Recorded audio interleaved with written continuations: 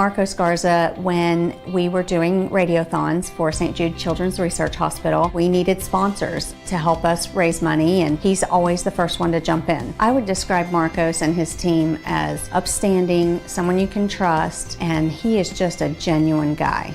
Marcos has been very generous. He has a genuine concern for people. You need somebody that cares about you. And that's what Marcos is, and that's pretty much what this firm is. The Garza Law Firm. Let us help.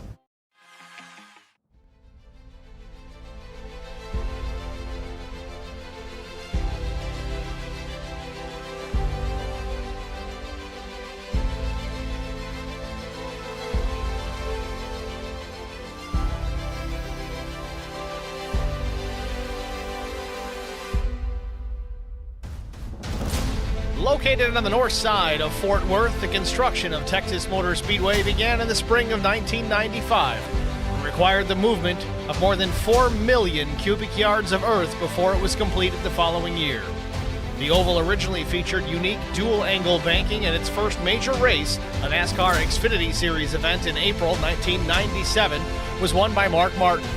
Jeff Burton won the first NASCAR Cup Series event the following day in front of a sellout crowd of over 200,000 spectators. 2 months later, Kenny Irwin won the first NASCAR Craftsman Truck Series race held at TMS. Then the track has been good to Dale Earnhardt Jr. He won his first ever NASCAR Xfinity Series race there in 1998, and then 2 years later won his first Cup Series event.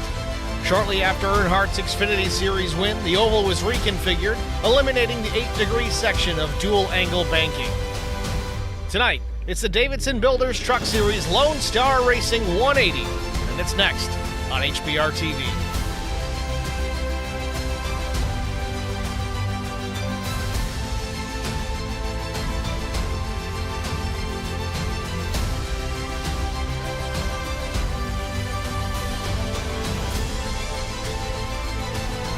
Good afternoon, everyone. Good evening. Welcome to the virtual Texas Motor Speedway. I'm Steve Singer with HBR TV, bringing you tonight's Lone Star Racing 180.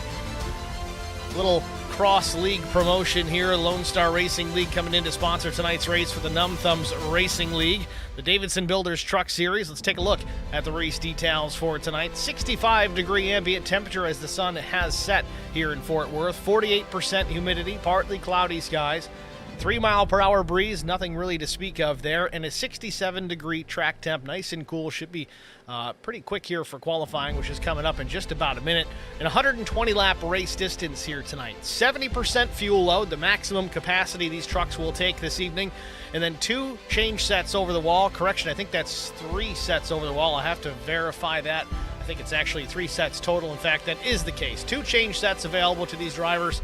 They're going to have to make them last throughout this event. That's going to be a tricky task. With that, though, the practice session is complete. We're going to jump down to qualifying here in just a moment to set the field and the front row for tonight's Lone Star Racing 180. See who takes to the speedway first.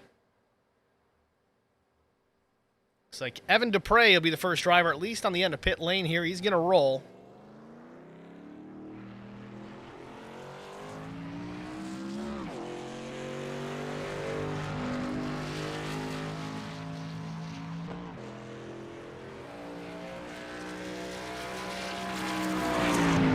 Lori Vickers already in the stream chat saying, "Let's go, Sperlings." Lori, thanks for checking in. Our pole sitter here in the stream chat tonight, Lori Vickers. Any relation to Brian? Evan Dupre about to take the green flag on lap number 1.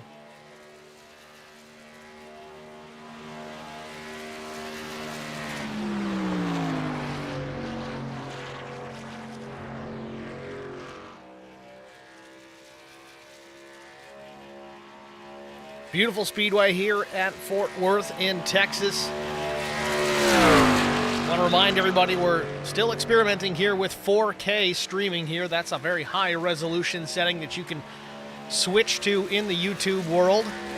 If you're finding it's a little stuttery, a little jittery, reduce the quality down to 1080p or less. Or just improve your internet service, one or the other. Chris Goins in the chat. Good luck, drivers. Have a good broadcast, Steve. Thanks, Chris, for checking in. Now Jacob Sperling on the track. First lap at 30.423 for Sperling.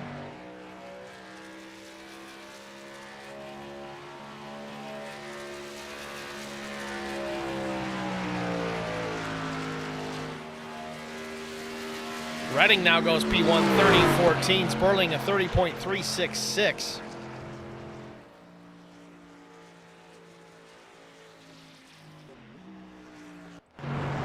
Alfie Charon first lap, 9th quick, 30.690.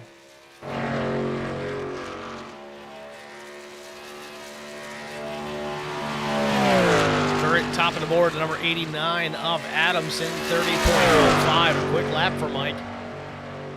Alfie Charon quick in practice. Let's see what he has here for his second lap in Q trim.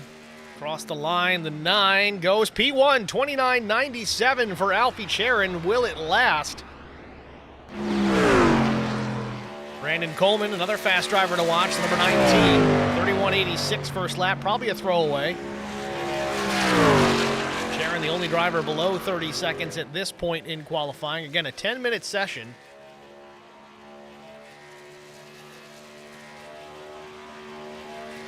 '15th quick for Coleman, 30.952. Brian Torsha, the number 81 out of Hudson, New York, 34.4 his first lap. Should have enough pace here on lap 2 to crack into the top 10.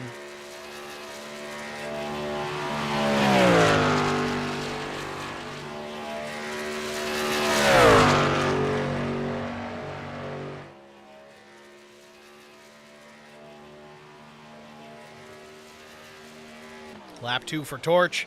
5th quick, 30.161. Good lap for the 81 machine. Zach Millett's first lap at 30.560 puts him 18th quick. He's got some ground to make up. He's off turn number 4. At the line, Millett goes top of the board, 29.911. 6/100ths of a second faster than teammate Alfie Charon. Derek Welch down the back straightaway, lap 1 at 30.73, 19th quick.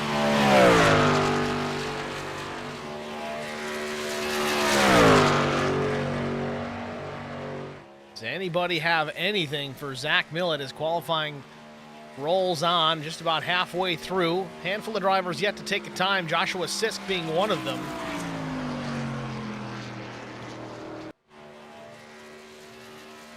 Welch goes P5, 30.09. Good improvement on lap 2. Durkee a 31.13 for his first lap.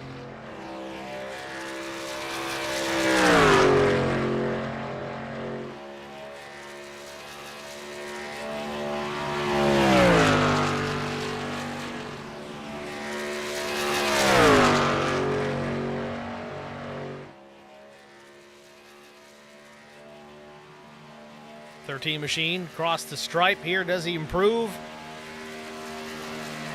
He does. 18th quick, 30.453 for the number 13 of Paul Durkee.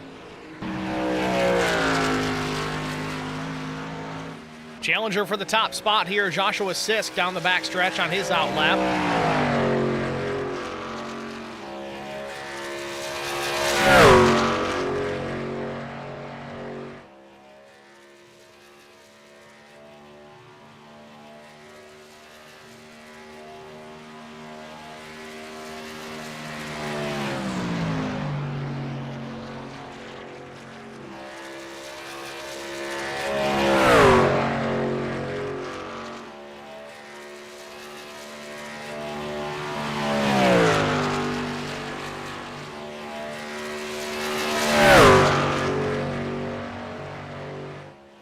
Sisk got to turn number 4 here to complete lap number 1. Again, this likely the slower of the two. Sisk goes 22nd fast on lap 1, 30.778. He's got work to do. He's got to pick up about 8/10ths here at least. Knock Millett off P1.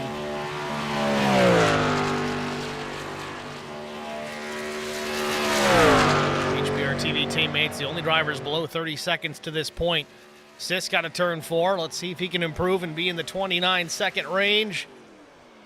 Fourth quick, 30.052 for Sisk. Can't put it on the pole.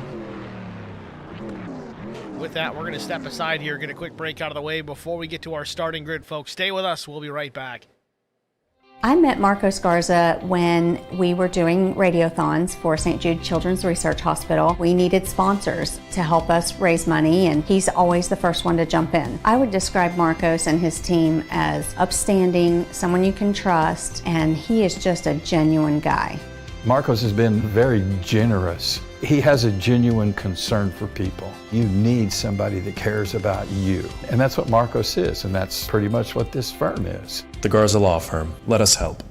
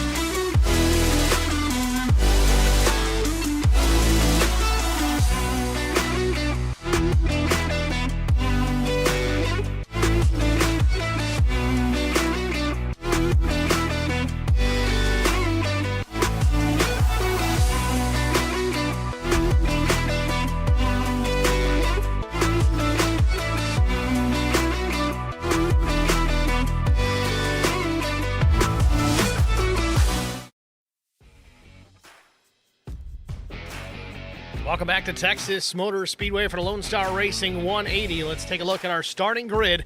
On the pole position with a lap time of 29.911 seconds, it's the 315 of Zach Millett. Outside front row, teammate Alfie Charon in the 9, 60 thousandths shy of that top spot. Row number 2, Jesse Sperling in the number 29 starts third. Joshua Sisk in the 6 starts in P4. Mike Adams in the number 89 starts in the 5th position. Derek Welch will be 6th. Jesse Redding starts the number 21 machine in the 7th position. Brian Torsha will start in the 8th spot. Evan Dupre starts 9th. 10th goes to Mark Beverly.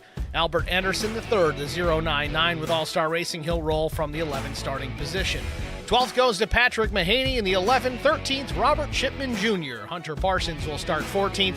Jacob Bowen 15th. Jeff Ottinger starting in the 16th position. Jacob Sperling, the number 88, starts 17th. Skylar Harrod in the 3 will roll 18th. 19th, DL and Grote in the 10.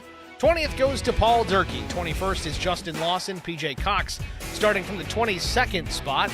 Mark Collins, 23rd. Chris Klein, 24th. Jarrett Woodard will start 25th. 26th goes to Scott Milner. Benjamin McKinnon will start 27th. Brandon Coleman, 28th. 29th position is Tony Polk. Cole Henriksen, not starting this race, but joined the session anyway. So he's not really starting. Russ Kilgore, I guess, will inherit the 30th position. Then 31st, Justin Morrow. Michael Eden also going to take last place points, will not start tonight's race. It's your starting grid for the Lone Star Racing 180. Field getting ready to roll off in just a moment.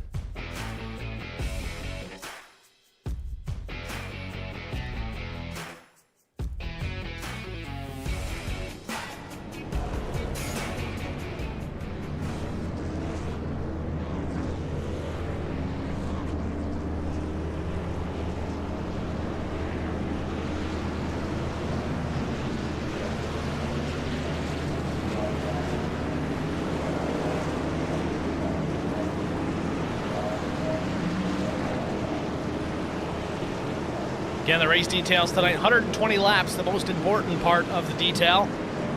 That's your race distance here tonight. 180 miles, 2 sets of tires over the wall, and a 70% maximum fuel load. Drivers are going to have to work some strategy throughout the course of the night, take care of their tires. That's going to be a very important factor this evening.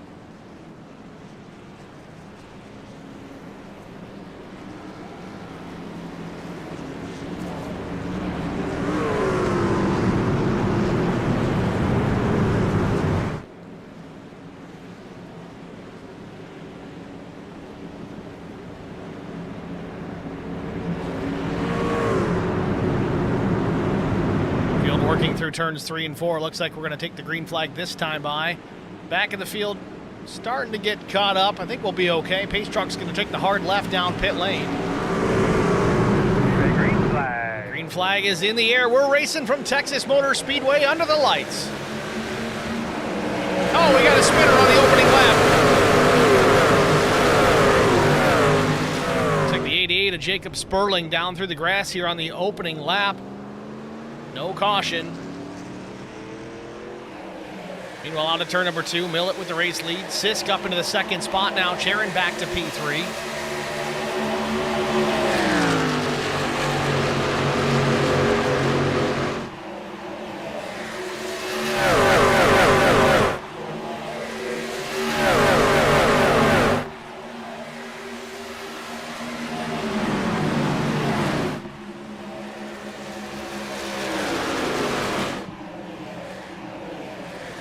Out of turn number 2, once again down the back straightaway, 2 laps in. Millett still with the lead. Sisk into the runner-up position for the time being. Applying some pressure. Just a car length, a truck length off the tailgate of Zach Millett.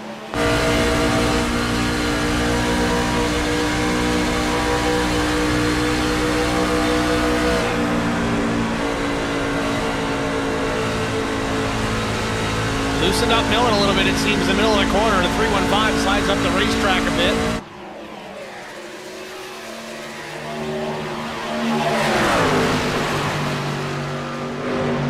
Top 3, Millett, Sisk, and Charon. 4th is the 29 of Sperling. Adamson now 5th. His top 5 drivers have really snuck away from the rest of the pack. Redding back in P6. Battle for the top spot. Sisk goes to the bottom. Millett up top. We talked to Josh Sisk in the middle of the week here, just getting a feel for the season, and he wants to go after Zach Millett.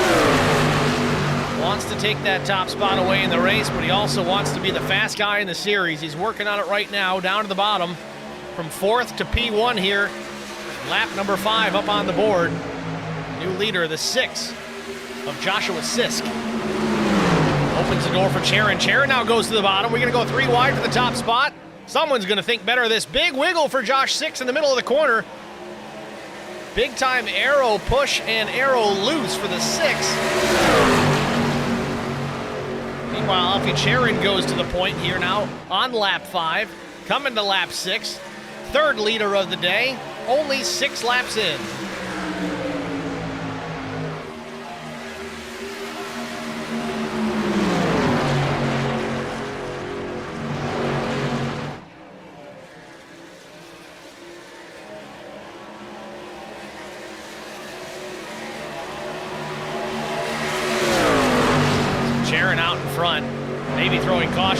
here as the 29 gets below the yellow line there, washes up the racetrack a bit, saves the truck.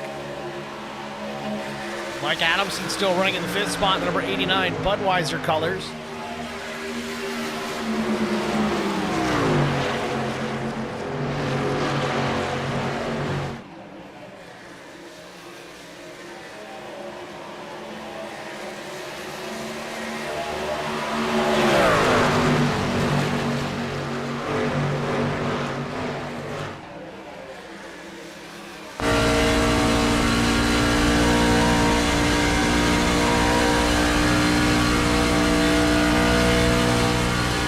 Board with Alfie Sharon, race leader, battle for the 2nd spot, heating up. Millett goes to the inside of Sisk. Off turn number 2, Millett may have him. I don't think he's cleared just yet. The run coming, the momentum in favor of Josh Sisk.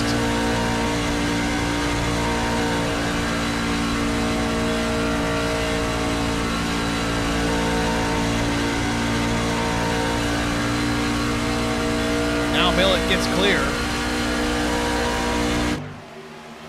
Top 5 under a blanket down into turn 1 here. 9 laps in from Texas Motor Speedway.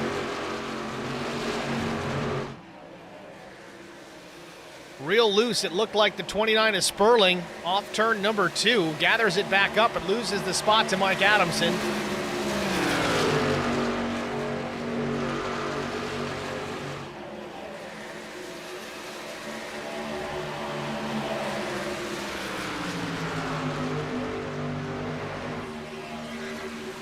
Checking on the stream chat again, Smitty says, come on, Skunkworks Graphics. And then Skunkworks Graphics Racing chimes in, says, thanks, Smitty. Thank all you guys for being here tonight. Do appreciate it. You guys can keep chatting up in the stream. It's wide open. Just keep it PG for the kids. Sisk battling Millett for the 2nd spot again. They're going back and forth here. If Millett's smart, he's going to let him go. I stand corrected. Millett's in the lead. Sharon has slipped. Very easy to confuse these 2 race team colors because they're very similarly painted trucks. Millett with a relatively new livery. Sharon running the No Bowl scheme. And speaking of No Bowl, that's starting up here in the next few weeks. No Bowl Racing Series. Once again, we're going to be going to the Gen 4 Cup car. Talk about a handful. 12 laps in, Millett out in front here, 0.3 of a second back to the 6th of Joshua Sisk.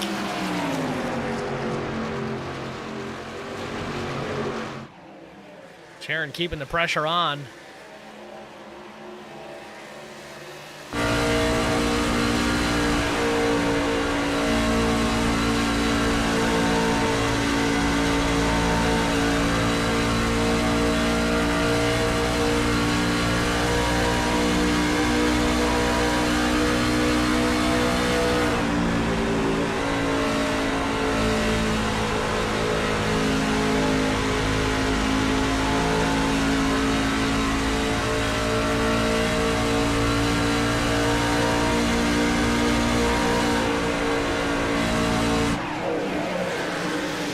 Alfie's right there, less than a truck off the back bumper of the 6 machine.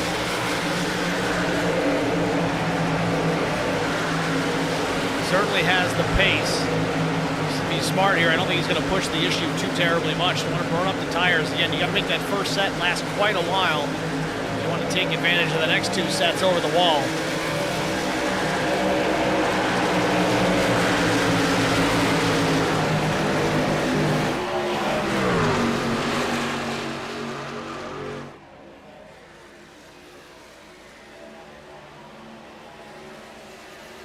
These guys can make the tires last about 40 laps or so. They should be good to go to the finish.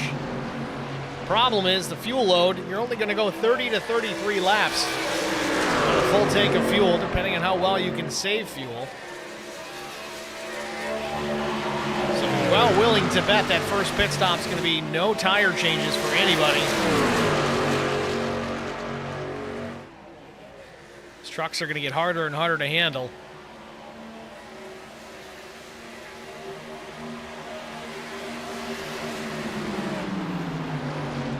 Jesse Sperling hanging tough in the 5th position, the number 29. Again, these top 5 trucks have really stretched themselves away from the rest of the field. Going back to P6 and Mark Beverly, he's the fast truck in that next pack of traffic. Jesse Redding just in behind. Ryan Torsha also behind Redding in the 8th position. Jacob Bowen back in 9th, and Hunter Parsons in the 10th position behind him, about 5 trucks behind.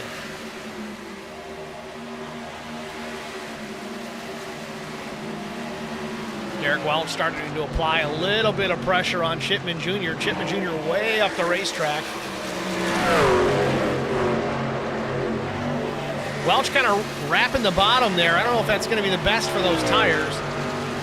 Certainly a shorter distance. He may be able to make a little bit more out of the fuel he's got on board and running the short way around, but it's not as fast.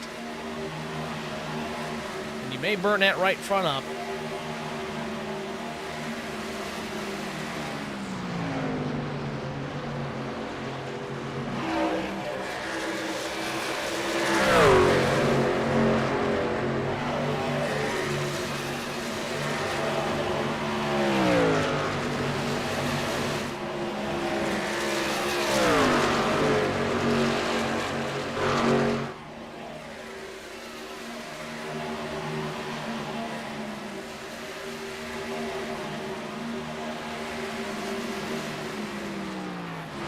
Watching some battles here in behind Derek Welch. You got Jeff Ottinger up the racetrack. Evan Dupre on the bottom side, number 47, trying to take away the 13th spot. Tucks back in behind on the backstretch. Ottinger up the track again, kind of in that middle lane. Dupre keeps it wrapped on the bottom.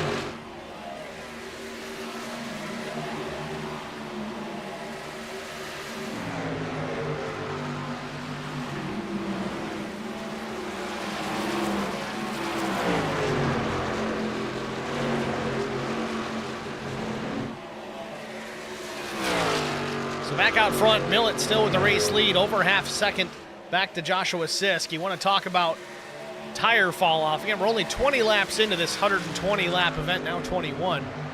Best lap of the day thus far. Looks like Alfie Charon. He's in the 3rd spot. His fastest was a 29.93. Race leaders on these worn tires after 21 laps, now running in the low 31s, high 30s. Very quickly, the tires begin to fall off. And those of you new to racing, what does that mean, tire fall off? Well, it doesn't sound like what it really sounds like the tires are legitimately falling off the truck. It's not really the case, but it's lap time fall off. As the tires age, the tires wear. Again, this very abrasive surface here at Texas Motor Speedway. The lap time comes down because the truck just doesn't handle it, doesn't have the grip that it had at the beginning of the run. So the truck slows down.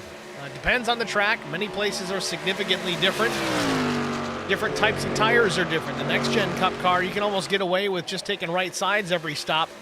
These tires are very durable. We don't really experience that a whole lot here in the Truck Series or even the Xfinity Series. If you're going to change tires, you're going to change all 4. Especially here in a place like Texas that's so abrasive, wears tires out so quickly. Just in the time that we have talked, lap times have continued to increase. Millett's last lap under 31 seconds still, a 30.97 to Joshua Sisk, his 31.11. Charon was actually fastest though, a 30.95 the last time by. Everybody else in the field, a 31 or worse.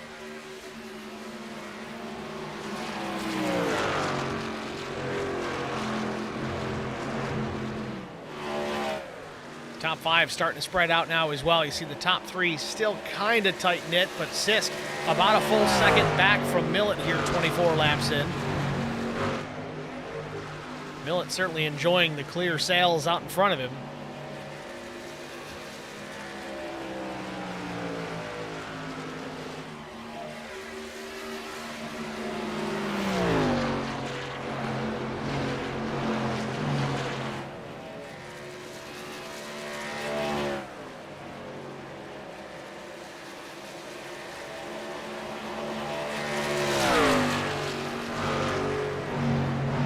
It's official, over a full second back to P2. Joshua Sisk, a big wiggle out of turn 4.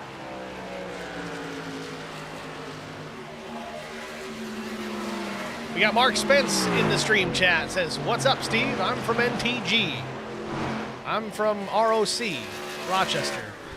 Well, Mark, thanks for being here, man. Appreciate you checking in. Mark Spence from Dumb Thumbs Gaming. Same as Derek Welch, Chris Klein. I think Albert Anderson's from over that land as well. I'm sure I'm missing somebody. I will say, though, I don't know if I even mentioned it early on, a heavy field of trucks here tonight. We had 34 in the session, 32 officially taking the green flag. Very impressive.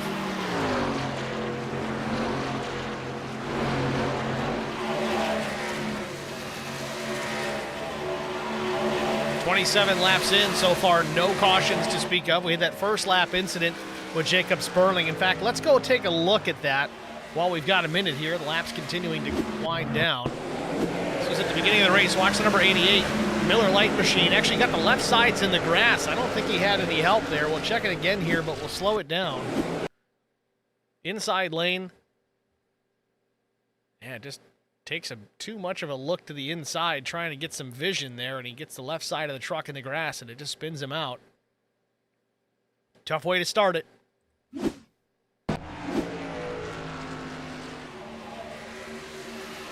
"29 laps in, we're really getting close to our first round of green flag stops. Again, the fuel window, 30 to 33 laps, depending on how aggressively you want to save.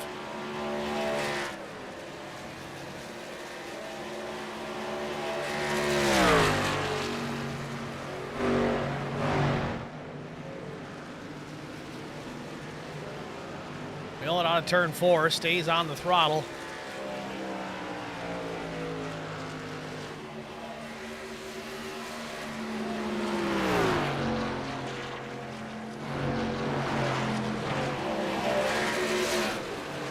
Some drivers already hitting pit lane here just a tick early.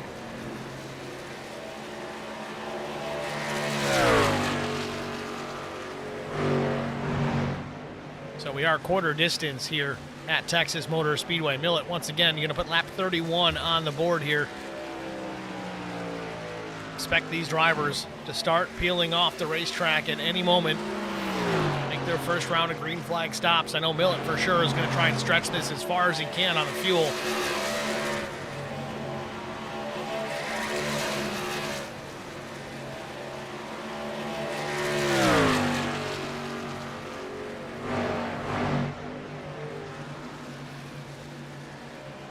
And there you have it again. Millet stays out. Lap 32. I haven't heard him really lift and coast at all in this run. I'm kind of impressed that he's been able to go this far. He kind of thought 32 to 33 laps was going to be the absolute max. We'll see if he comes down pit lane this time or not.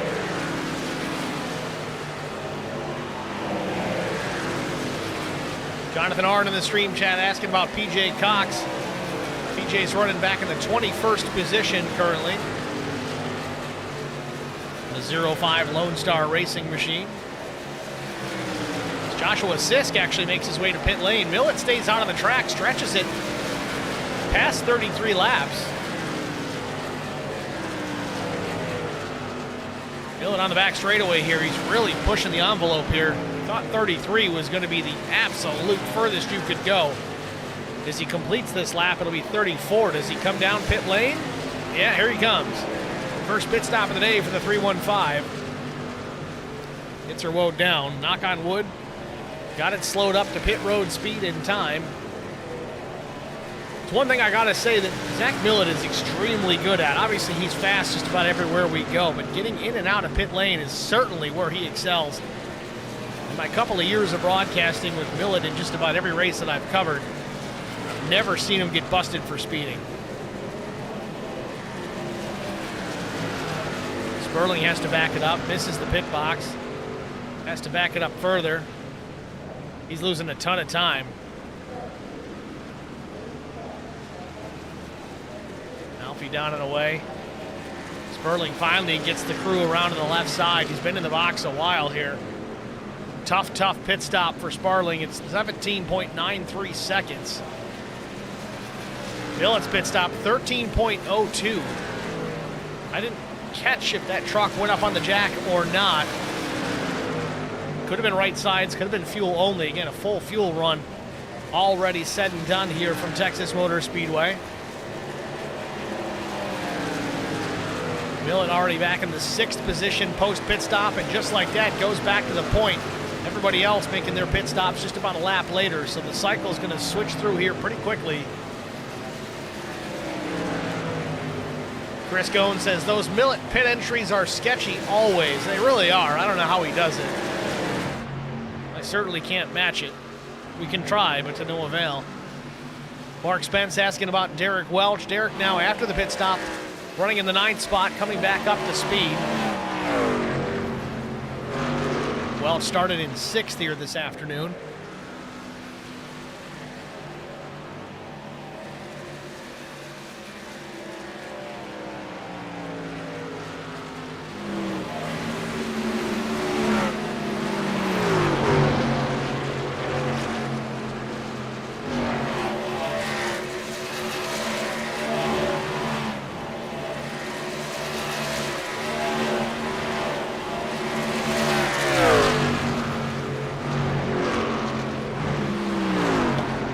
So to talk more about Millet getting in and out of pit lane very quickly, prior to the pit stop, he had about a 2.5 second lead over Joshua Sisk. Now Josh came down, I think, a lap prior to Millet, made his pit stop, effectively worked the undercut. And you think at a place like Texas Motor Speedway, with tires being as important as they are, you can actually gain a lot of track position by pitting a lap or more earlier than the guys out ahead of you, because you can bolt on the fresher tires, make a handful of laps or however many laps at a much faster pace than the guys that you were behind prior to the pit stop. You can make up that time until they come down and put fresh tires on themselves. Then things kind of equal out. If you do the undercut right, do it well, you can almost take the lead back that way, make up a couple of seconds. But in this case, Millet so aggressive getting in and out of pit lane. It's now 4+ seconds ahead of the 6th, even with the undercut.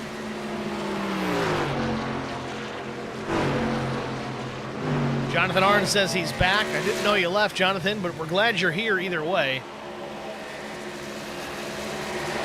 Jonathan Arn typically drives the number 43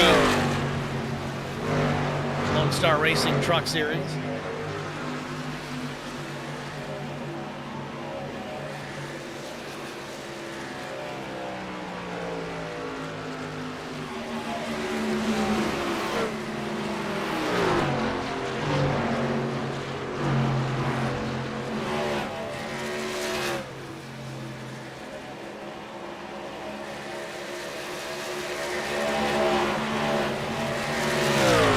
One-third distance here at Texas Motor Speedway. We're going to jump out and get a quick break, take an HBR TV side-by-side break so you guys won't miss a second of the action. Not one lap.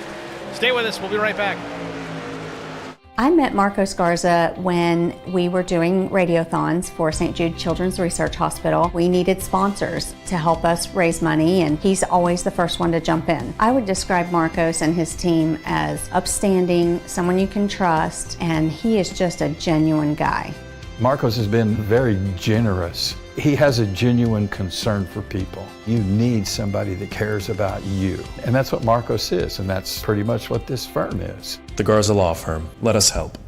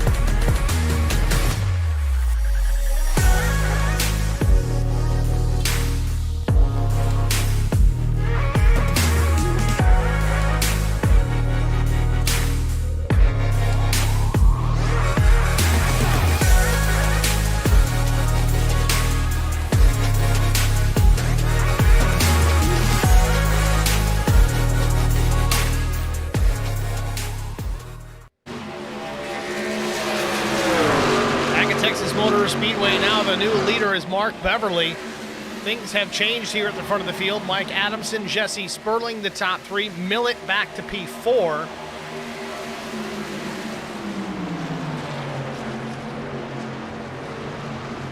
Got the Salty Vet Gaming in the stream chat. Says, what's up? Jared Haynes in the house. How's it going? Thanks for checking in, Jared. I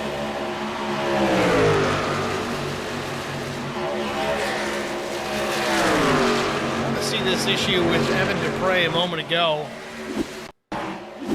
Dupre real loose out of 4 getting to pit lane, or was this just loose? Drives it through the grass.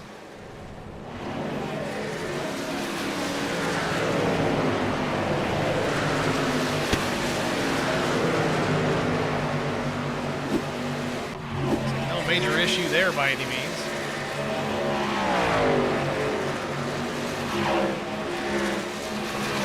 Curious as to exactly what happened with the race leaders during that break. Beverly out in front, Zach Millett in the 4th position. Millett was the race leader when we went to break. And just for grins, I'm going to reload the overlay just in case we're having an issue here. That's accurate. About 10 and a half laps shy of halfway.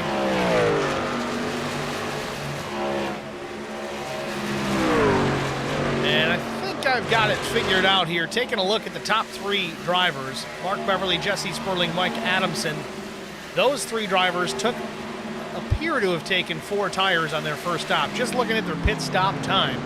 Beverly with a 14:40, Sperling is 17:9.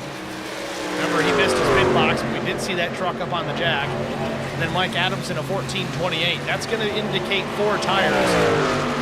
So definitely more pace out of those top 3 drivers, but now they've only got 1 set of tires left to make it all the way to the finish of this thing. Whereas Millett, Joshua Sisk, many others maybe only took 2 or none for that matter. Millett's last lap at 31.86. His best of the day was a 30.10. Chris Goins has got the nail on the head. He says, my guess would be new tires versus old.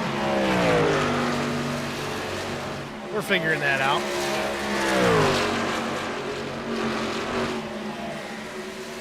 Big gaggle of trucks here at the front of the field. This is all for the race lead. Sperling taking a peek to the inside of the 45, down into turn 1. I tell you, this is a recipe for a yellow flag if they're not careful.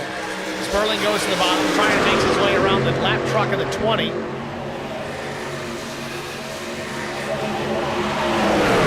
20 is Tony Polk, likely on older tires as well. Oh, we got trouble. The 05 of PJ Cox up the racetrack. Mark Beverly as well, and the caution is on the Speedway. Sure. First time today. Everybody on the racetrack will be cleared off. Somebody else on the racetrack before the race goes with. So, first yellow of the evening, just shy of the halfway point. Texas Motor Speedway with the telltale caution lights on the cash vents. So Mark Beverly in trouble here, lap 53. Let's get a look at it and see what happened. Saw it start to develop. PJ Cox was to the outside of the 00 ahead of Mark Beverly. And does he make contact or does he just lose it? Oh, okay, we see what happens here. 29 as Sperling comes up the track, gets into both the 05 and the 45, sends them both into the safer barrier. Beverly's just going to lock it down, slide to the bottom of the banking. PJ Cox gets a piece of the wall. I think Beverly's going to continue on and fight to live another day. Or live to fight another day? I got it backwards. It is what it is. So, pit stop's underway once again. I think the whole field's going to come down here, and this may change some things. Millett, who didn't take tires on the first stop, may opt to do it this time. Joshua Sisk, likely the same story. And there it is, tires going on the 315 machine. Joshua Sisk in his pit box. He's got the right side in the air as well. Crew goes around to the left. Jack's underneath as well. 4 tires and fuel for those that didn't take tires on that first green flag pit stop. Again, that was at about lap 33, so they were approaching their second round of green flag stops. but it doesn't come to fruition as we get the caution here. 55 laps in. Chris Goins makes a good point here in the stream chat. Says the caution makes fuel strategy very interesting. Right on the cusp of 2 full fuel runs. I'd invite Chris Goins into the broadcast booth, but the last time I did that, his house caught on fire. Not even kidding. Although, Chris, you're more than welcome. You know where to find me.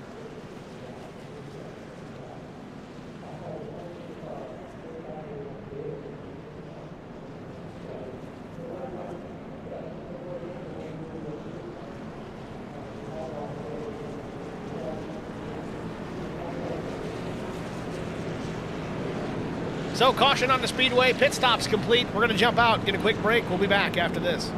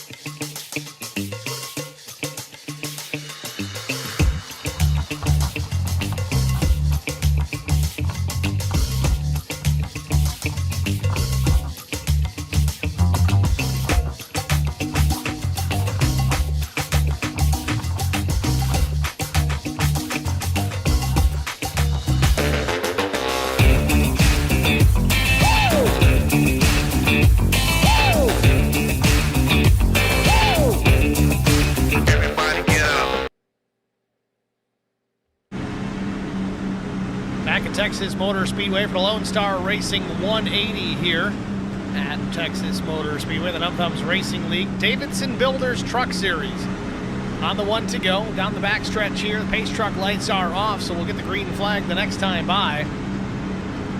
Mike Adamson, Robert Chipman Jr. going to lead them down to the green flag. Jeff Ottinger, Albert Anderson, 3rd and 4th. Mark Beverly, even though he was in that incident, up in the 5th spot still. Russ Kilgore in 6th, and then Zach Millett in P7. Millett making his pit stop. First driver with fresh tires. Then it's Jesse Sperling, Joshua Sisk, Alfie Sharon. They all have fresh rubber as well. That's the same story for just about everybody through the field with the exception of Jacob Sperling. May have said Jacob Sperling early in the 8th position. It's Jesse Sperling. Pace truck takes the hard left down pit road.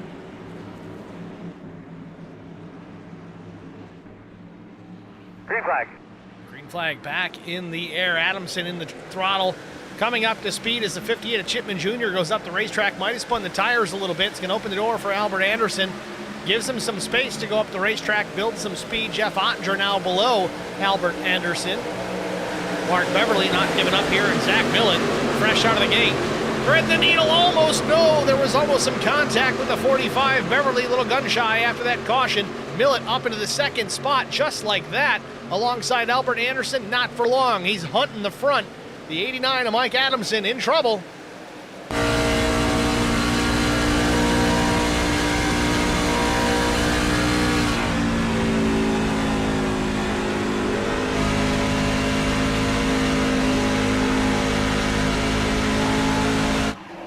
Out of turn number 2, Millett crosses over, takes a peek to the bottom, the inside, down into turn number 3.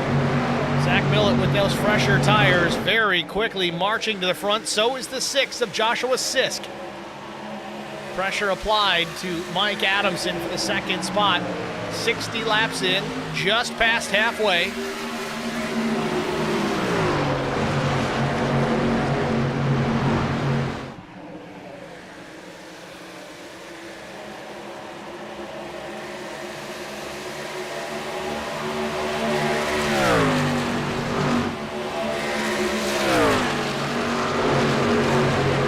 Sisk there in the second position. Again, he said it this week. He's going to make it his season's goal to beat Zach Millett.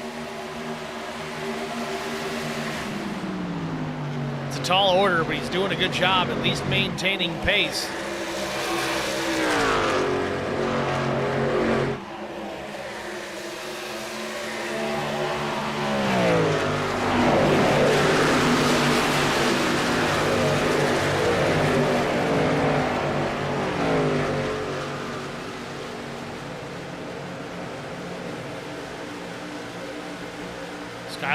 In the 3, under attack from Brian Torsha. This is for the 10th spot.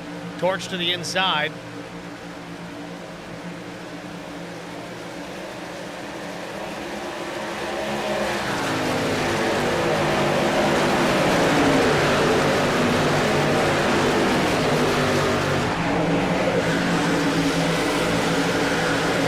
Torch unable to complete the pass. Jesse Redding coming out the back. The 00 and Jacob Bowen under attack, or attacking the 81 for that. 63 laps in. Torch going to the bottom here, the number 7, Russ Kilgore. Kilgore up the track in that midnight Rusty Wallace paint scheme. Torch tries to open it up. And oh, Beverly in trouble again, trying to save it down the back. Gets it sideways, and the caution is out. Second caution of the night. 63 laps in. Mark Beverly in trouble. May have lost it exiting turn number 2. Don't know if he had help. We're going to take a look at here in just a minute. A little bit of left front damage on the 45.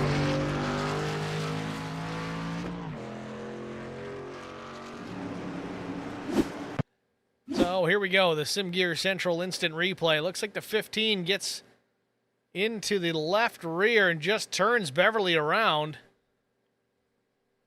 That's Benjamin McKinnon.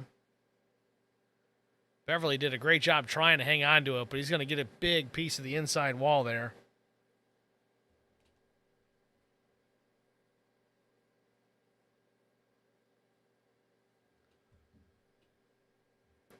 Let's go back. I want to watch from McKinnon's point of view on the roof cam.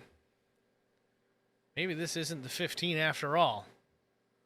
Somebody with the 15 that shouldn't have the 15 spins out the 45. Still got to get these numbers right.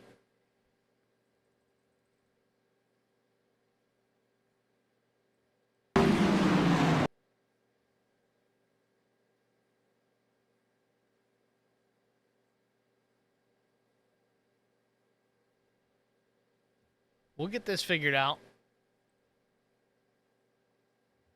I think it's Hunter Parsons. There we go. Hunter Parsons should be the 5. He's in the 15. He's got to fix that paint scheme for next week. Otherwise, we have 2 15 trucks out there, and it makes it difficult to figure out who's in what. Well, let's go at this full speed here. I want to see how this looks from his perspective getting into the corner. Did he just push too hard too early?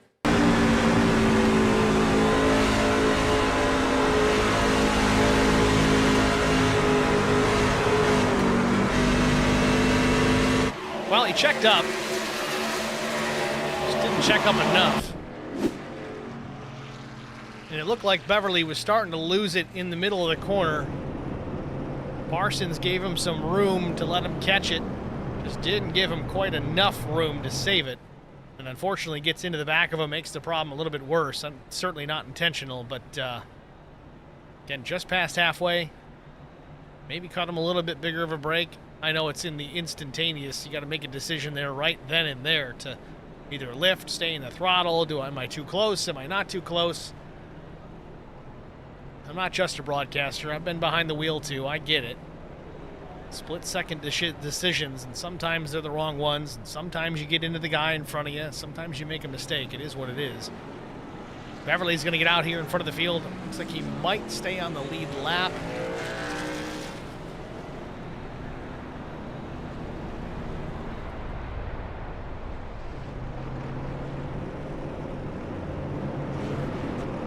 Yeah, Beverly in 27th here, still listed on the lead lap. We'll see if that cycles back through the next time by.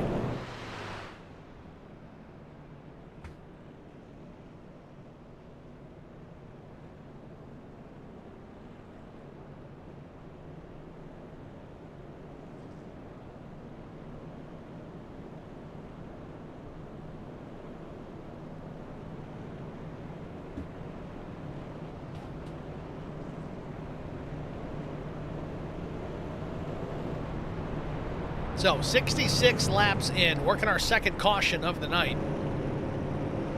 Just past the halfway point. Zach Millett seems to be the class of the field thus far, but not by a wide margin. The 6 machine of Joshua Sisk not letting him get too far away. I think the biggest distance we saw from the 315 back to the 6 machine was about 4 seconds after a pit cycle.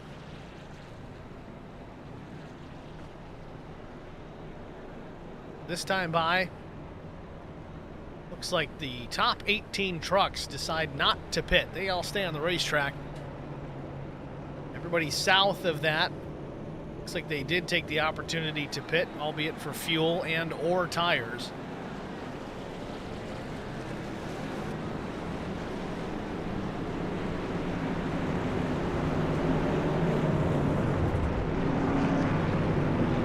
There you see it. Pace truck lights go out, so this is the one to go. The next time by, Green Flag Racing here from No Limits, Texas.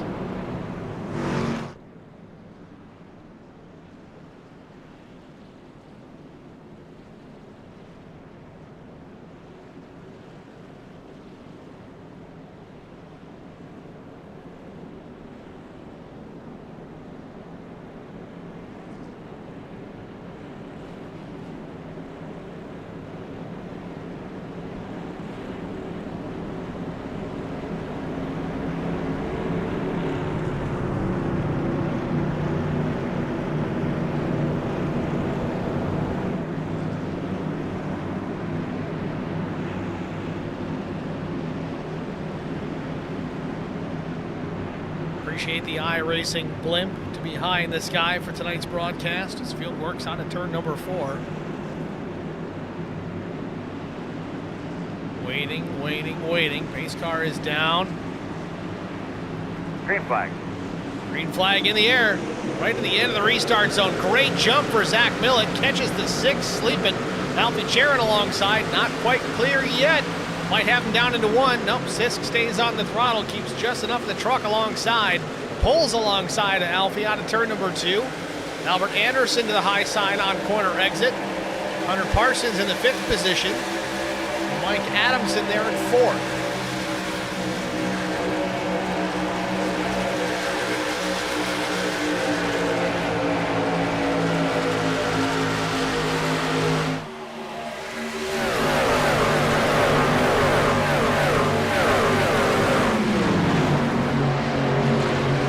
Charon back to 1 and 2. Sisk back into P3. Working all over the back bumper of Alfie.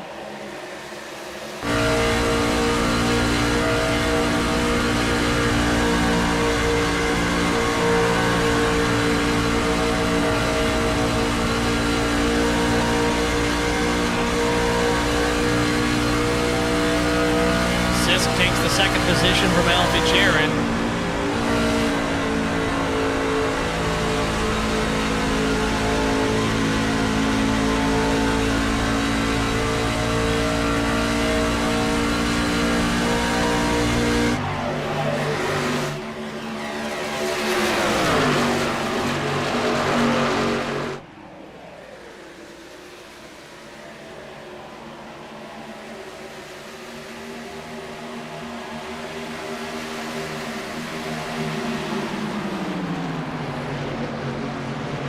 Torsha tucked in behind Chris Klein. Then you've got the 3 of Skylar Arad. Bit of a jam up of trucks here down the back straightaway. Klein pulls out to pass the 89 of Mike Adamson.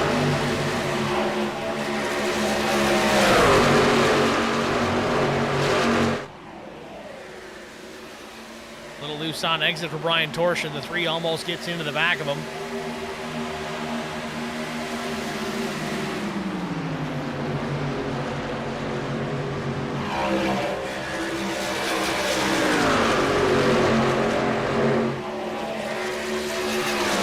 Top 3 getting away, Millett, Sisk, and Sharon. And the caution is on the Speedway. We've got trouble. 29 is Sperling in the fence and others.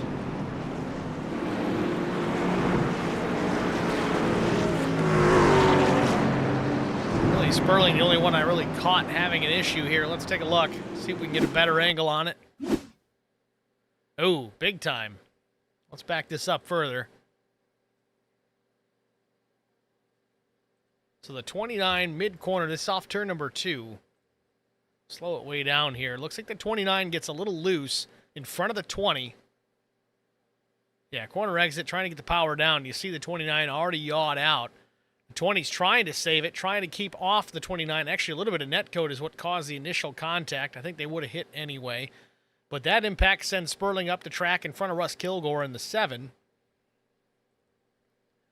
All 3 trucks getting a piece of the wall, and now 20 is going to come down and just drill into the 58.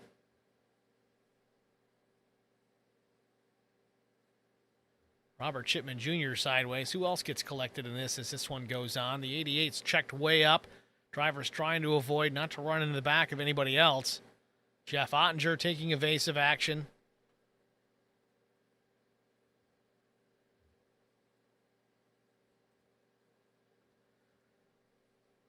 That was about it, but that puts us under caution for the 3rd time here today.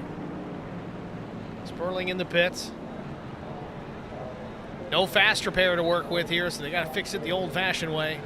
Get out the baseball bat, the Sawzall, the Bear Bond, you name it. 73 laps in, under caution for the 3rd time. Zach Millett leads. We're going to step aside and get a break. We'll be back after this.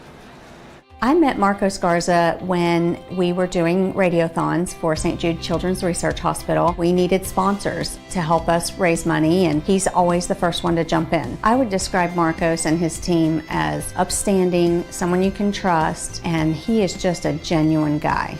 Marcos has been very generous. He has a genuine concern for people. You need somebody that cares about you. And that's what Marcos is, and that's pretty much what this firm is. The Garza Law Firm. Let us help.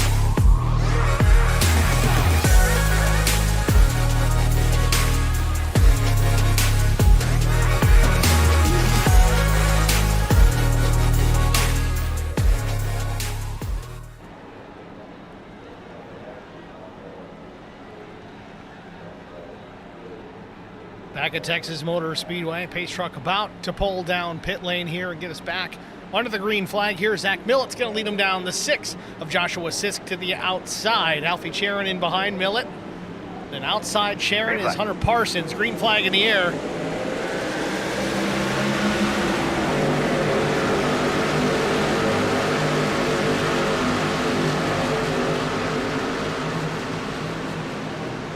Millett with the jump gets out in front of the 6 and the 9. Down the back straightaway, Millett with the race lead. Sharon second. Now Sisk fighting over the outside, trying to take it back. Millett was given a bit of a slipstream to Joshua Sisk on the outside, dropped down to the bottom. Entrance to turn 3, now slides back up the racetrack. Gives the 6 another pull. Sharon fast out of the gate, goes to the bottom here, wants the race lead from teammate Zach Millett.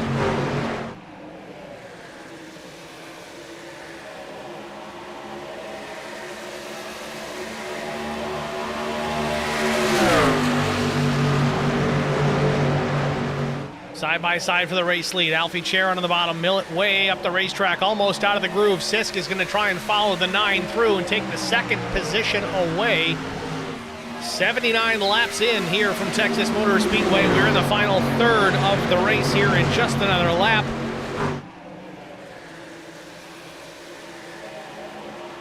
Chris Goins in the stream chat. Jesse Redding to the front-ish. And a caution on the Speedway. Get a look at your temps, make sure everything's Trouble on the okay. backstretch. It's the 11, Pat Mahaney. And another truck. I can't really see who it is. Looks like it might be the 10. D. Allen Grote.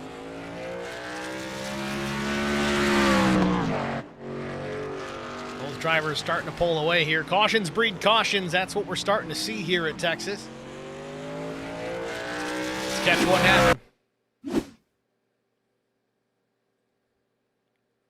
Get the 11 of Mahaney up the racetrack. The 10, D. Allen Grote on the bottom. Little wiggle on the 11. Just makes a little bit of contact. Then the 45 of Beverly comes in. He says, you know, I've been involved in 2 of these cautions. I might as well make it a 3rd. No, he didn't cause it. Just being funny, guys. But there you have it. Caution once again here from Texas Motor Speedway. 4th one of the night. So that's going to put Sharon out in front, Sisk in the 2nd spot, Millett 3rd, Klein 4th. In the 5th position, it's Albert Anderson. Hunter Parsons, P6. Jacob Bowen is 7th. Brian Torsha started 8th, runs 8th. Jesse Redding in the top 10, running P9, and Mike Adamson in the 10th spot.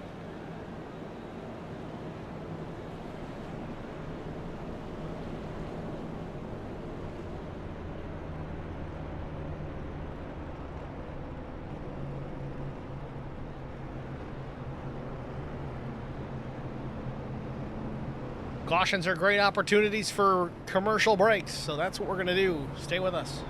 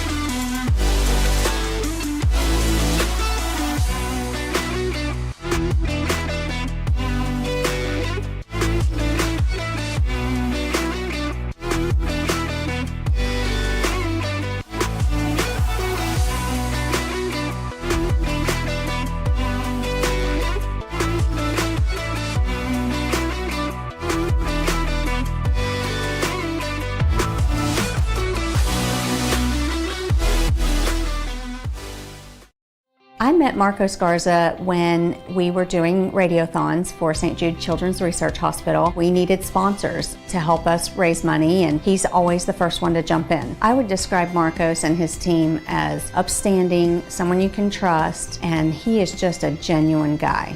Marcos has been very generous. He has a genuine concern for people. You need somebody that cares about you. And that's what Marcos is, and that's pretty much what this firm is. The Garza Law Firm. Let us help.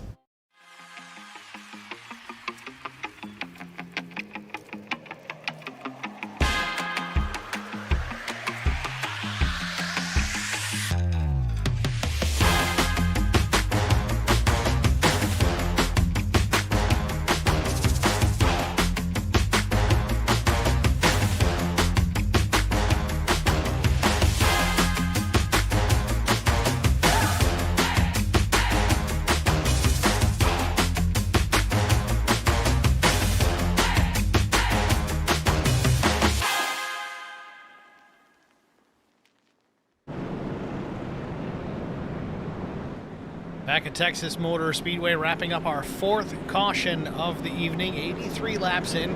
Lights are off on the official pace truck. Green flag racing the next time by as they get out of turn number 2. Alfie Charon, Joshua Sisk, your top 2. Then it's Zach Millett, Chris Klein, Albert Anderson, Hunter Parsons, Jacob Bowen, Brian Torsha, Jesse Redding, Mike Adamson, the top 10.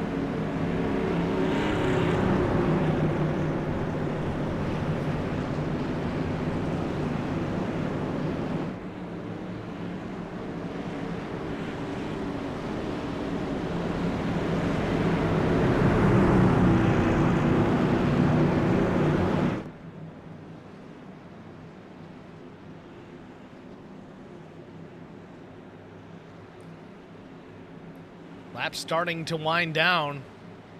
Again, the top now 14 trucks still opted to stay on the racetrack here and not make a pit stop since lap 54. A green flag back in the air. We're racing.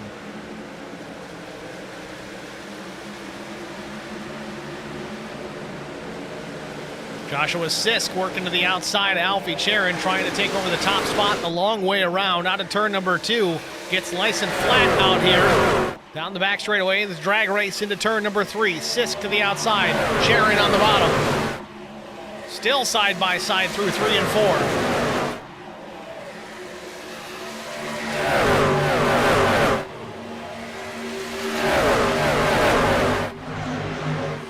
Battle for the lead still shaped up. Charon with it, only by about a few feet.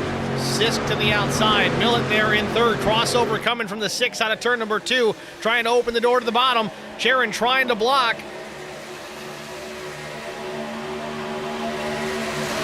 Charon dropped it down to the inside of turn 3, trying to take away the arc from the 6, but it's still to no avail. Joshua Sisk to the race lead here on a turn 4.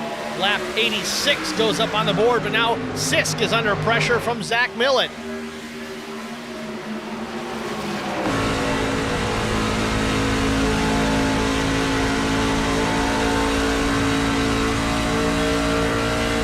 Oh, a little bit of contact. Drives it down, tries to pinch Millett to the bottom of the racetrack. Millett alongside Sisk on a turn number 4. The battle for the race lead at the stripe. Door handle to door handle down into turn number 1. Alfie Charon right in the mix as well. All over the back bumper is Zach Millett through turns 1 and 2. The top 3 flying in formation, all battling for the top spot here at Texas Motor Speedway. Sisk to the outside, trying to keep that lead. Millett trying to take it away on the bottom.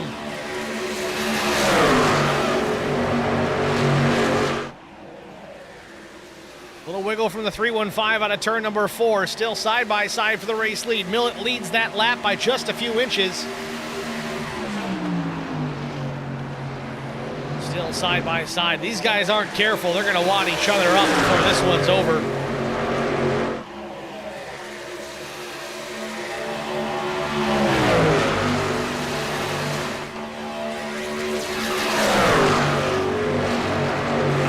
Was close. Millett got clear, and it was only by about an inch, and Alfie almost got into the back of the 6. How these guys are getting away with this, I just don't know. A lot of talent here at the front of the field. Millett, Sisk, Charon, top three all together. Chris Klein in fourth, Hunter Parsons in fifth. Not too far back either. They're closing the gap as these three battle it out.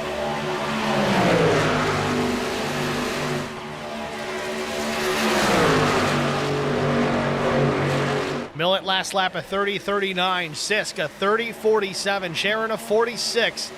Chris Klein a 37, the fastest of the bunch.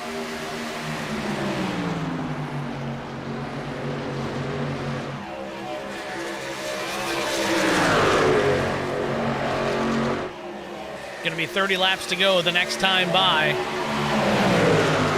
The next time these drivers have an opportunity to take fuel, it will be the last time you'll see them on pit lane. If they stopped right now, they can make it all the way to the finish.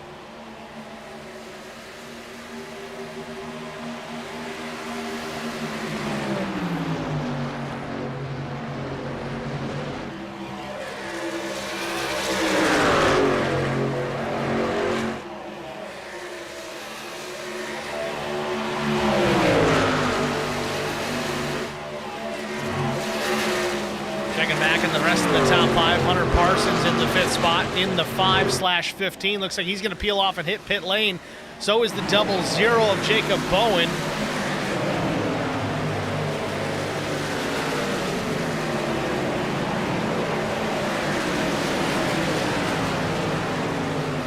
Guys are gambling and it's going to go green to the finish, knowing that the guys out in front are going to need to make a pit stop. Parsons right side in the air.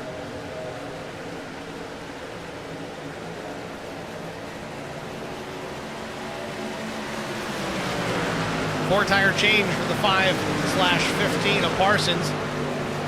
Jacob Bowen, the same thing. He's back out in the race.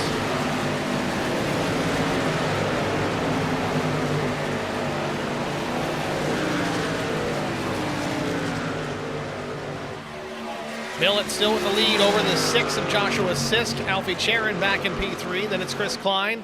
Now 5th place, it's Brandon Coleman, up 23 positions. Biggest mover on the day thus far, the number 19. Again, still needing to make one final pit stop. Paul Durkee now in the pits as well. Going to start seeing this here as the laps start to dwindle down. It's how long do you want to wait? Do you want to hope for a caution to make that final stop? Or do you want to pull off the racetrack late in that fuel run? Or do you want to do it right now and maximize the tires? I mean, really, Zach Millett, if he pulls down pit lane right now, I think the smartest thing for really anybody else behind him to do would be to come down and take tires the next time by. I mean, you're in the catbird seat. If you're Zach Millett right now, you kind of dictate the fuel and pits tire strategy for everybody else.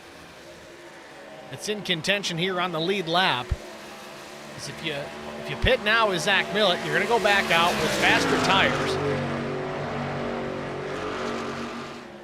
Be able to make up that ground on the racetrack, and if the guys that are behind you currently don't follow suit, you're just going to lose more and more ground.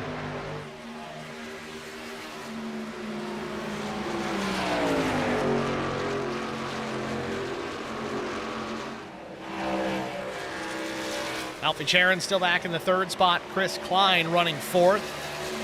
Ryan Torsha now up into the 5th spot with Jesse Redding closing down in P6. Brandon Coleman in the 7th position. 25 laps to go here from Texas. And Joshua Sisk, he's going to try the undercut. He comes down before the race leader. And the caution comes out. This could be a free pit stop for the 6. If he can get it done right now, he's going to be in a perfect position here.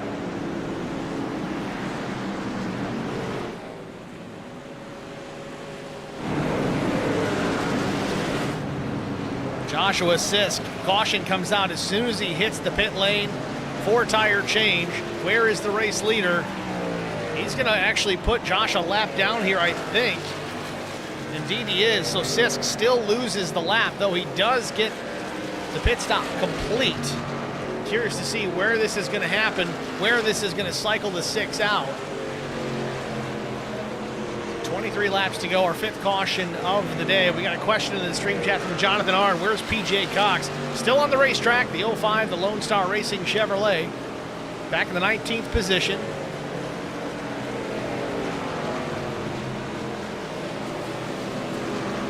PJ is 1 lap down. Sisk, on the other hand, is also a lap down, but he should get the lucky dog here. He's the first truck 1 lap down. So he made out okay, but it's not going to be quite as much of an advantage as if it would be if we were in a place like, well, Pocono, for instance. He would have been able to finish that pit stop, stay on the lead lap, cycle back around while the leaders pit. He would have been able to jump right up to the top spot, more than likely. There's a few guys out there that have already made their stops. So Millett, Sharon, Derek Welch stays on the racetrack. His pit stop was at 81. Not very long ago. Still is going to need to make one more stop. Millett and Sharon both taking right sides. Drops the jack. Crew goes around to the left side of the truck. It's going to be 4 tires and fuel for both the HBR TV machines. Millett down in 08.15 flat. Sharon 14.97. Not a great year. Good pit stop though. So Derek Welch is going to take over the top spot here with 22 laps to go. 45 of Mark Beverly. He's had an eventful evening. Looks like he's going to come back into the 2nd position. The first truck with fresh tires, it's going to be Zach Millett, P3. Where does Joshua Sisk cycle out? Right now he's in an 18th position. I think he did get that Lucky Dog award, so he should be back on the lead lap. Indeed he is, or he will be getting it. You see he's right behind the pace truck right now. As we get the 1 to go, he'll get the wave around. But he's going to have some work to do.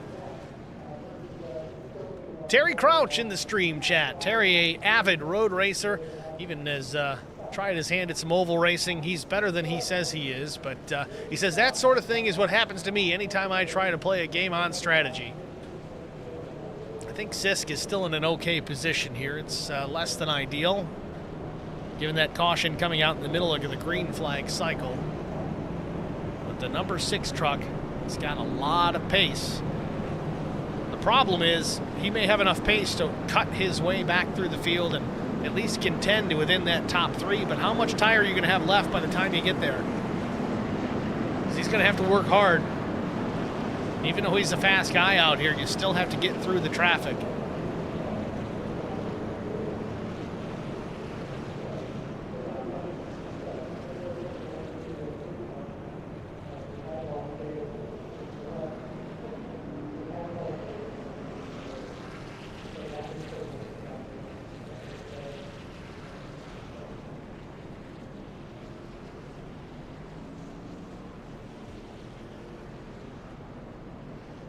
Chris Goins just says over.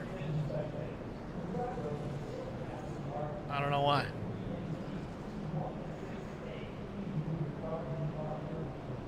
Is he talking about Jesse Redding? No, Redding's in the 7th spot. Jesse having a strong afternoon. Started 7th, running 7th, late in this race. Connection issues for the 21 as we start talking about them.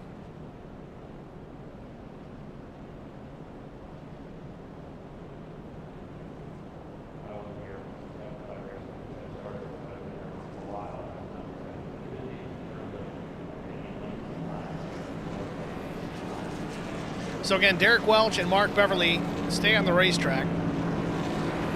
Derek Welch made his last pit stop at lap 81. He does not have enough fuel to make it to the finish.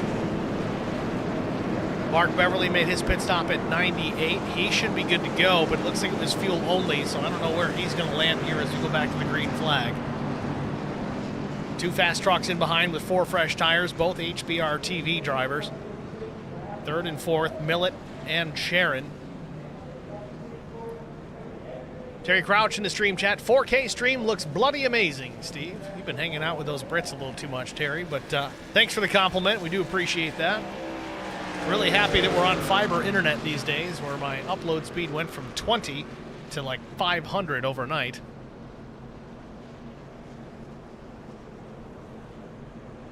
Certainly makes a big difference. I can push the issue, push the graphics, push the stream with plenty of headspace to worry about it. Chris Goen says, Zach said, show me the money.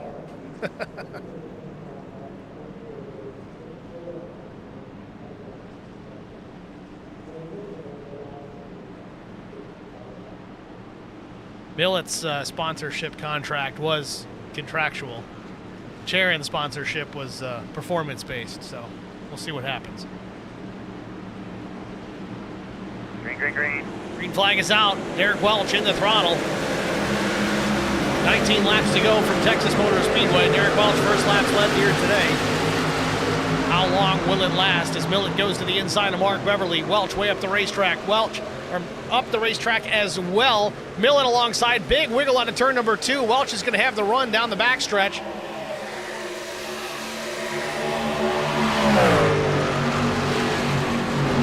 Zach maybe didn't clean the tires off. I'm not sure. Didn't get heat in them. I know they're stickers. He's good to go now. Gets clear. Derek Welch takes the lead away. Alfie Charon gets alongside. He takes P2. 18 laps to go.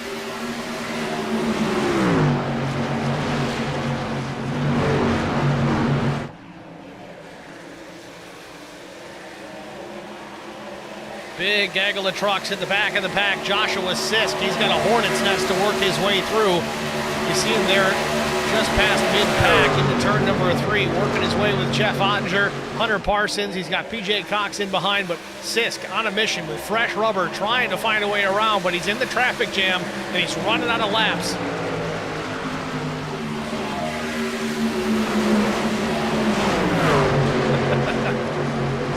Chris Goen says with 5 cautions, he's getting paid either way. I think we all took the over.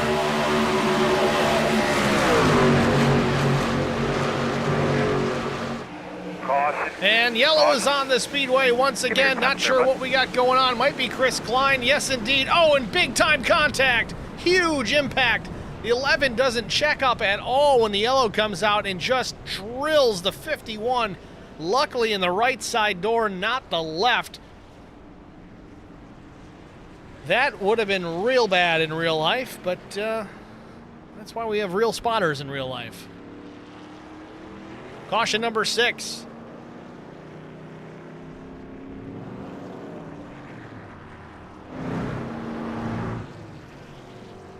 Let's watch it from Chris Klein's perspective. Let's see if it started with him or not. Looks like it may have. I'll back it up a little bit further here.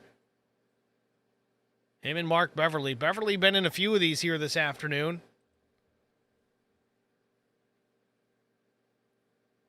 Mark trying to come down. Klein's right there. Little tiny bit of door-to-door contact as they get into the corner.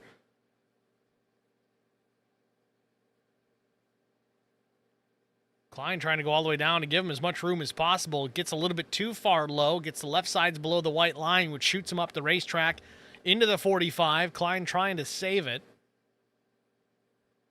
Gets crossed up.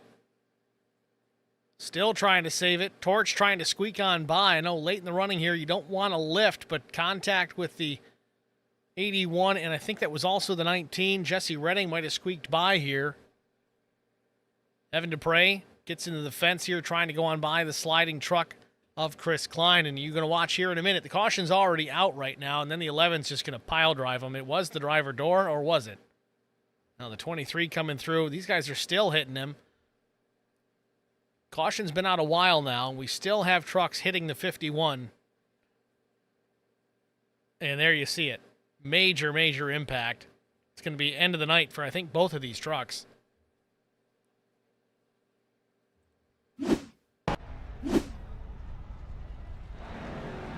You see Chris Klein there parked in the pit box. Night likely over. Mark Collins, some damage on the 23 as well. He's going to go back out and try to finish this thing off. Evan Dupre, getting some right side damage, a little bit of right front as well. Just barely squeaked by. Certainly not unscathed.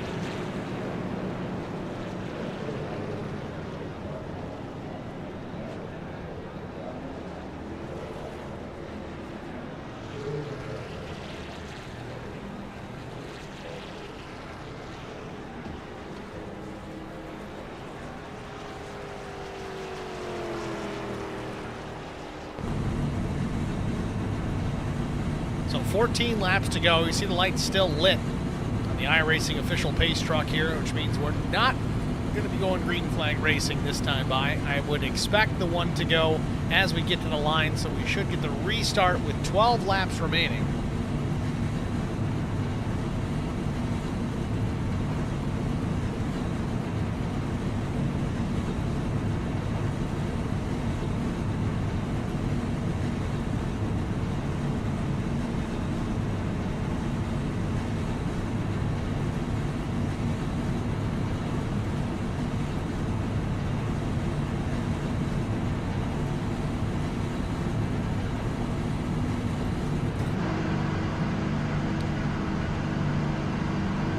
Alfie's trying to save a little bit of fuel, not too aggressive on it.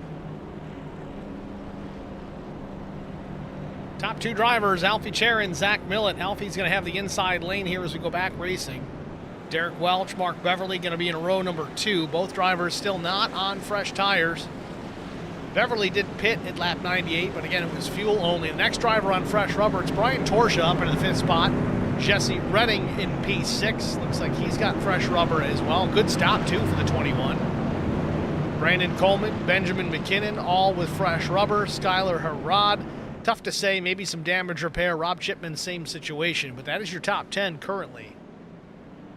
Again, going to be 12 laps to go when the field takes the green flag. Hopefully, we can make this thing all the way to the finish without any more chaos.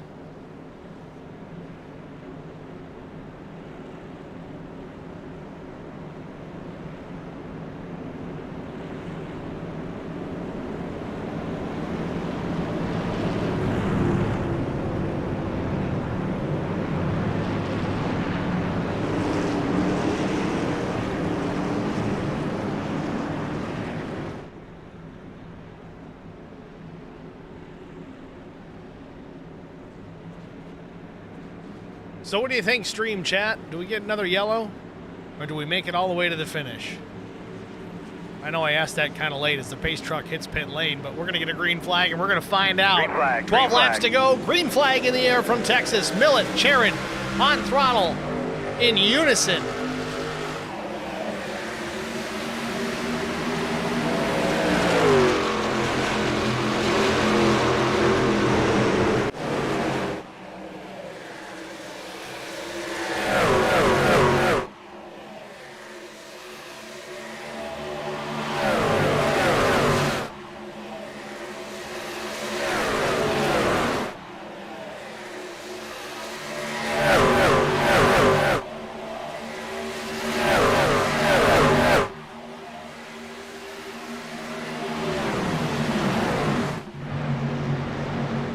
Working to the outside, Alfie Charon trying to take the top spot here. 10.5 laps to go.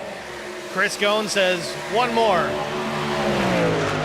He's talking about cautions. Terry Crouch, though, says, no, they're good. Green the rest of the way. We'll see. 10 laps to go as they get back to the stripe. Zach Millett out in front. Alfie Charon second. Mark Beverly P3. Jesse Redding having a strong run in 4th. And then Brandon Coleman up into the 5th spot.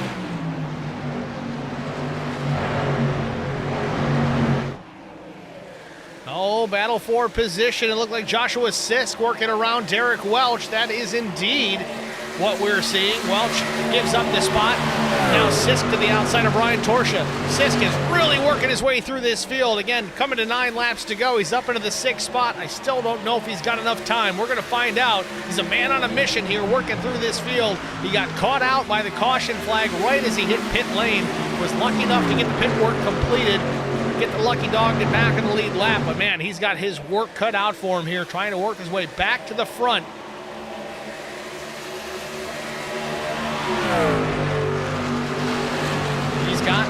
He might have time. I don't know. We'll see how it goes. He's 1.5 seconds back from the race lead.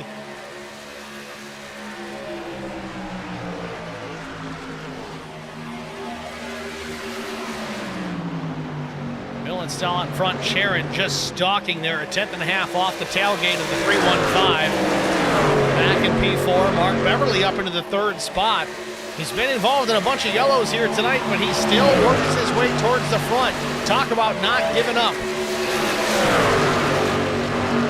Battle for the 4th position. Jesse Redding with Brandon Coleman to the outside. Joshua Sisk, he's going to try and get into this battle as well. Will there be enough room? They both clip the grass in the dog leg. Then now down into turn number 1. Redding on the bottom with Joshua Sisk in behind. Sisk may need to make it 3 wide here to make this work. He doesn't have time to be patient. He's got to go.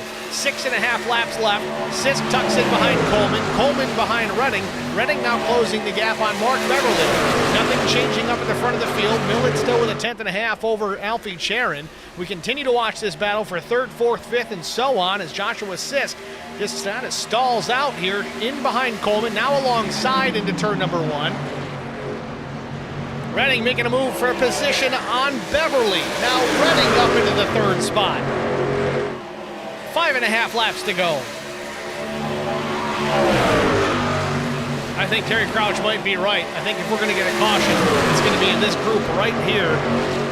Racing hard in all 4 positions. Joshua Sisk trying to do everything he can to get around and get up back towards the front and challenge those HBR TV trucks that are running away. 5 laps to go. Millett, Charon, Redding, Sisk, and Beverly, your top 5. Torsha up into the 6th position. Coleman 7th. Hunter Parsons 8th. Derek Welch is 9th. Harrod gets up into the 10th position as Sisk goes to the bottom here. Takes P3 away from Jesse Redding. Coming to 4 laps to go.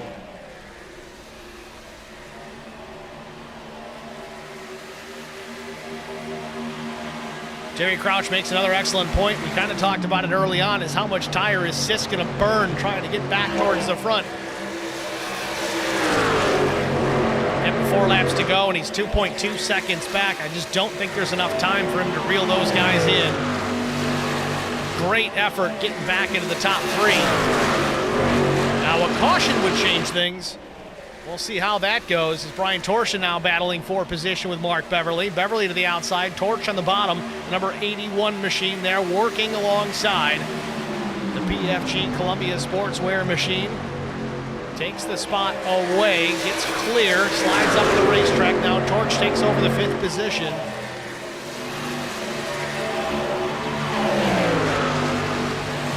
We got Susie Q says Sisk might get P3. I think he's a lock for P3. I just don't think there's enough time left for them to catch those top 2.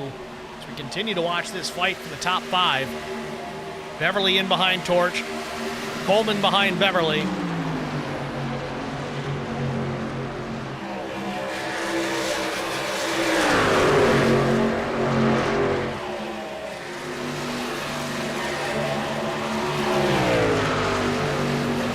Laps to go before we settle it here from Texas Motor Speedway. Zach Millett still out in front.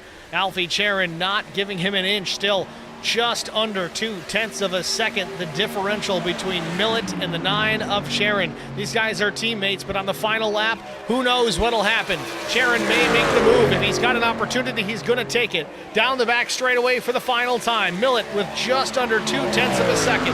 Down into turn number 3.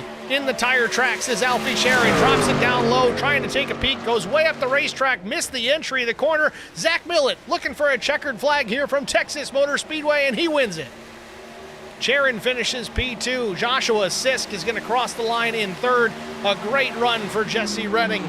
In 5th place goes to Brian Torsha.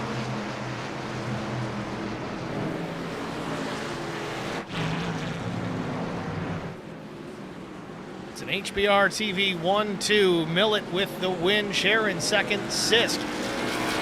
I got to tell you, we're going to talk to him about it. What an impressive charge back through the field.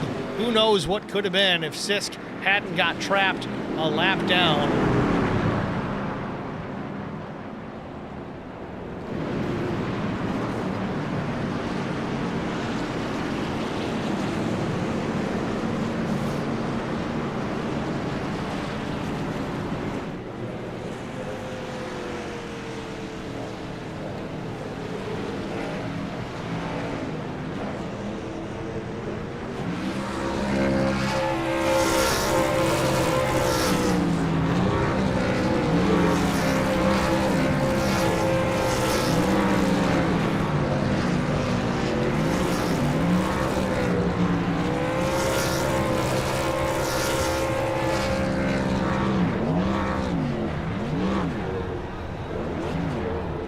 Careful, boys. Don't destroy my trucks. There you have it. Your winning moment here at Texas Motor Speedway. Zach Millett victorious. We're going to step aside before we get our top 3 finishers into the broadcast booth. Stay with us, folks. We'll be right back. I met Marco Scarza when we were doing radiothons for St. Jude Children's Research Hospital. We needed sponsors to help us raise money, and he's always the first one to jump in. I would describe Marcos and his team as upstanding, someone you can trust, and he is just a genuine guy. Marcos has been very generous. He has a genuine concern for people. You need somebody that cares about you. And that's what Marcos is, and that's pretty much what this firm is. The Garza Law Firm. Let us help.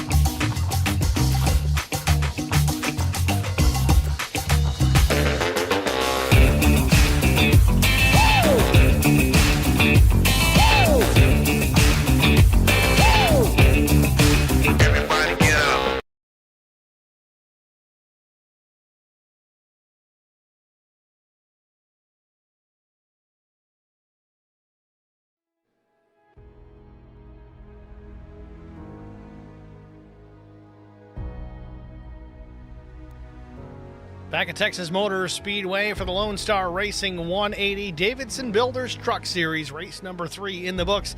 Zach Millett with the race win. 2 in a row here now at Texas Motor Speedway. Alfie Chair in second. Joshua Sisk, a hard charge back up into the third position to finish things out. Let's pull the race winner into the broadcast booth and get a word with Zach Millett. Steve in the booth, you got us? Hey, what's up, buddy? Try it again, Zach, you got us? Hey, you got a copy? There we go, loud and clear. Zach, congratulations, man. 2 wins in a row. Looks like you really had to earn this one this week. It wasn't really a runaway like it was at Sonoma. Had to fend off teammate Alfie Chair in there late by just about a tenth and a half. Looks like you missed the last couple of corners and you got out just a bit there on that final lap. But walk us through your race. I know we were really concerned about tire strategy and only having 2 sets over the wall. How difficult was that to manage throughout the course of the race? Well, it pretty much changed your whole outlook on the race. You know, it just kind of came down to when you wanted to save your 2 sets. And we kind of thought maybe we'd just save the 2 for the end of the race where it's probably going to matter. We were banking on more cautions in the beginning of the race that we didn't really get. The start of this race was phenomenal. I mean, that was a long green flag run. It was all you could ask for. But yeah, it was a hell of a race, man. Between Alfie and Josh, and I mean, a lot of fast guys in this league, and that was a tough race to kind of get there at the end. Alfie, I think, was the faster truck at the end. It was his to lose, and Josh, if he didn't get that caution, man, he would have been right there too. I think Alfie Charon may have had the fastest lap of the race, maybe tied with Jesse Sperling at a 29.93. Last lap of the race, though, you were quicker, 30.58 to Alfie's 30.74. Again, remember, Alfie did miss 3 and 4 and got the left sides below the white line, slid it up the racetrack, but still hung on to that second position. As far as the latter stages of the race were concerned, yellow flag comes out mid green flag pit stop cycle, traps the 6 of Joshua Sisk a lap down. He was able to get the lucky dog, but had to fight his way back through the field. I know it's fun to go back and think about what could have been, but what could have been between yourself and the 6 and really the 9? The 3 of you guys were all in hot contention for the race lead throughout the course of this race here today. How things would have been different if the 6 was able to maintain with you 2?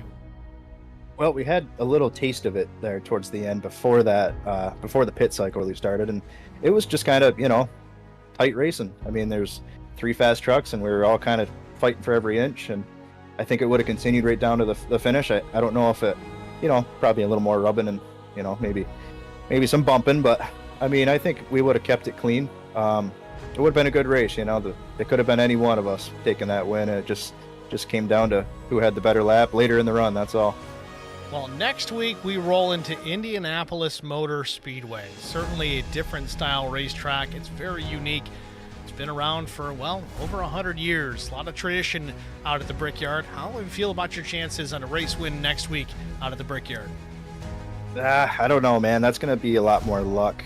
There's a lot of draft that plays into that place, especially with the trucks, man. They punch such a big hole in the air. It's just going to be kind of putting yourself in contention and just seeing how it ends up. It's maybe top 3, top 4 at the last couple laps, and hope for the best, expect the worst. Well, that's all you can really do, Zach. Again, congratulations, man. A good race win here. That's 2 in a row. Going to try and make it 3 straight next week out in Speedway, Indiana. Zach, who do you want to shout out to before we let you go?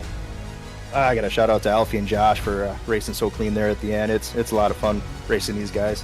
I got to thank you, Steve, HBR TV, for the broadcast as always. HBRshops.com, HBRTV1.com, Numb Thumbs Racing, the NTRL, DW, all the admins, everybody behind this league. They really give us a fun Tuesday night, and we all definitely appreciate it.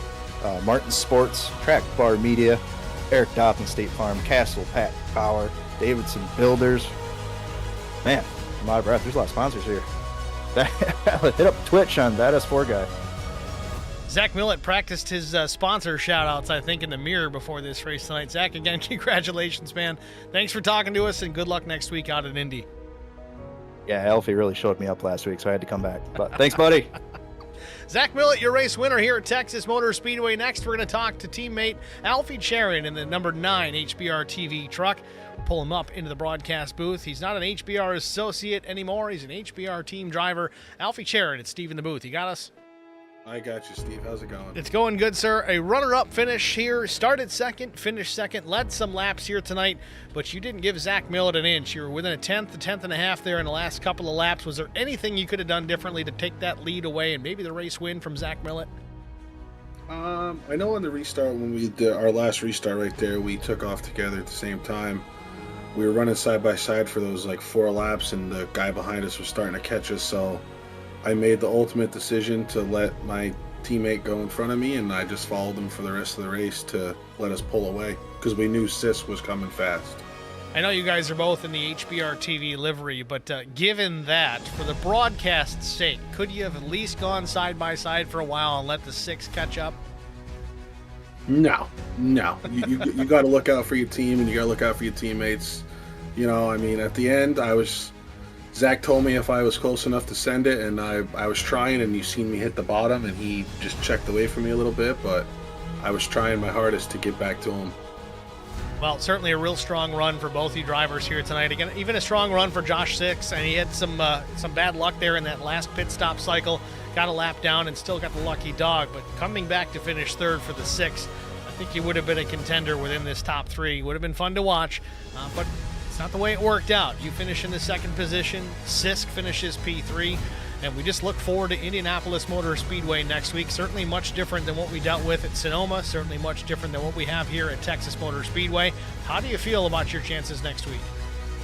Yeah, someone actually joined Discord and said that was our track for next week, and I instantly said, Zach, what days do you have off of work? We got to practice because I'm horrible at Indy. Well, we look forward to it, Alfie. Again, and job well done here tonight, finishing in the second position here at Texas Motor Speedway. Who do you want to thank before we let you go? I got to thank you for the awesome livery that I get to race in NTRL. I've got to thank HBR Shops, Eric Dotson State Farm, Track Bar Media, that S4 guy, Zach Millett, you for broadcasting and everything that you do for all of the leagues that you do, Numb Thumbs and Derek Welch for putting on such a good league for us to run in, Castle Packs Powers, Black Diamond Gaming, Country Designs, and check out all of Steve's work on hbrtv1.com. Man, you're making my job easy out here, Alfie. Again, congratulations, man. Thanks for talking to us. Wish you the best of luck next week. Thank you, Steve. Have a good night. Alfie Charon, your runner-up here at Texas Motor Speedway. We'll talk to the man on the mission here, the number 6 of Joshua Sisk. Let's pull him up in the broadcast booth and get a word with the driver of that skunkworksgraphics.com machine. It's Joshua Sisk. You got a copy?